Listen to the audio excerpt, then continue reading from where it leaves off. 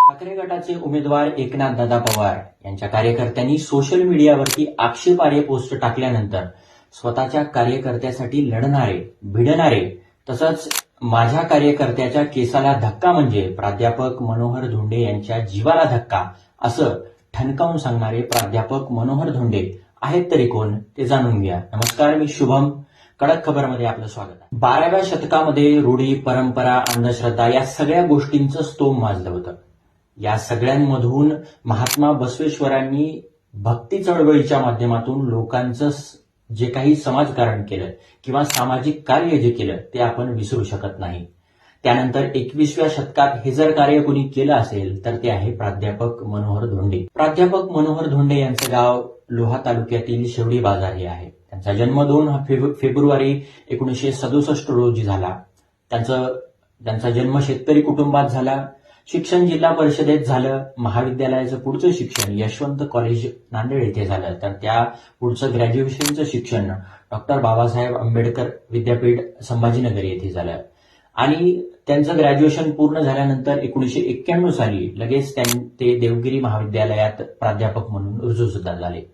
त्यानंतर प्राध्यापक म्हणून रुजू झाल्यानंतर ते बाळासाहेब ठाकरे यांच्या संपर्कात आले आणि राज ठाकरे यांच्यासोबत विद्यार्थी चळवळीमध्ये काम करायला लागले.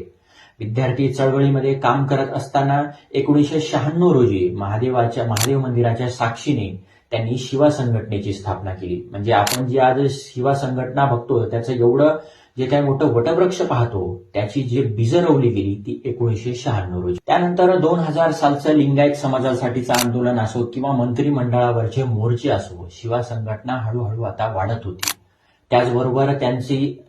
त्याचबरोबर शिवा संघटनेची अनेक आंदोलनं सुद्धा गाजली. सरकारला महात्मा बसवेश्वर यांची सार्वजनिक जयंती साजरे करण्यासाठी अध्यादेश काढावे लागले.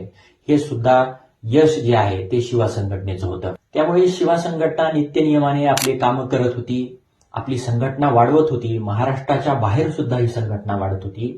तत्कालीन पंतप्रधान अटल बिहारी वाजपेयी यांच्याशी चर्चा करून संसद भवनाच्या आवारामध्ये महात्मा बसवेश्वर यांचा अश्वारूढ पुतळा तसेच त्यांची नाणी सुद्धा प्रचलित करावी यावर चर्चा झाली आणि त्याचा परिणाम म्हणून 2003 साली या सगळ्या जे काही पुतळा होता आणि जी नाणी होती त्यांचं अनावरण सुद्धा झालं.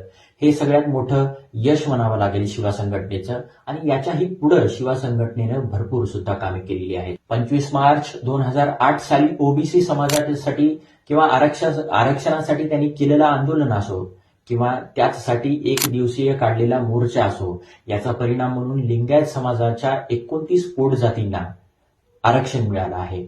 ही जे काही शिवा संघटनेची आंदोलन करण्याची स्टाईल होती, प्राध्यापक मनोहर धोंडे साहेबांचे जे काही धडाकेबाज वागणं होतं, त्यांचं परखड मत होती, वक्तृत्व शैली होती, यामुळे शिवा संघटना आता नांदेडच नाही, महाराष्ट्रच नाही, भारत नाही तर 7 समुद्रापलीकडे गेली होती. कारण त्यांचा 10वा वर्धापन दिन होता तो साजरा श्रीलंकेमध्ये करण्यात आला होता. त्यामुळं आज आपण जी शिवा संघटना बघतो त्याचं जे रूप आहे, ते जे काही जनसामान्य मधलं हे सगळं काही काम आहे ते प्राध्यापक मनोहर धोंडे साहेबांनी एवढ्या वर्षाच्या मेहनतीने अविरत जी काही मेहनत आहे त्याच्यातून हे आज झालेली ही एवढी मोठी संघटना आहे. 2024 विधानसभेची 2024ची निवडणूक आता काही महिन्यावरच आलेली आहे आणि प्राध्यापक मनोहर धोंडे हे जनतेच्या पसंतीत सुद्धा उरले आहेत, त्यांच्या मनात उतरले आहेत. कारण त्यांची कामाची शैली, त्यांचं वक्तृत्व आणि त्यांची आंदोलनं ही सगळे आधीपासून चर्चेत आहेत.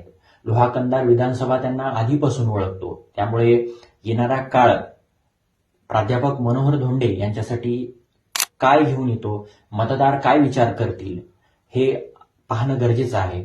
त्यामुळे या सगळ्या गोष्टी आणि या सगळ्या बातम्या पाहण्यासाठी आणि त्या बातम्यांमागची गोष्ट ऐकण्यासाठी कडक खबरला फॉलो करा, सबस्क्राईब करा आणि लाईक करा. धन्यवाद.